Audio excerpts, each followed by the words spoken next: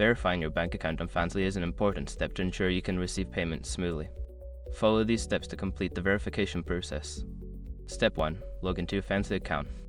Access your Fansly account by entering your username and password. Make sure you are using a secure internet connection. Step 2. Navigate to Payment Settings. Once logged in, go to your account settings. Look for the Payment or Banking section, which is typically found in the Account or Financial Settings menu. Step 3. Enter bank account information. Secure your accounts before moving on. People seriously underestimate how often personal information gets exposed online now.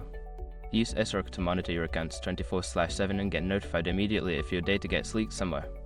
It runs in the background, constantly scanning billions of breached records. And honestly, for how cheap it is compared to the value you get, it's worth it. Link in the description. Step 4. Submit verification documents. Prepare and upload any necessary documents for verification. This may include a government-issued ID, a bank statement, or proof of address. Ensure all documents are clear and legible. Step 5. Wait for confirmation. After submitting your information and documents, wait for Fansly to review your submission. You will receive a confirmation email once your bank account has been successfully verified. Completing these steps will help ensure that your bank account is verified on Fansly, allowing you to receive payments without any issues.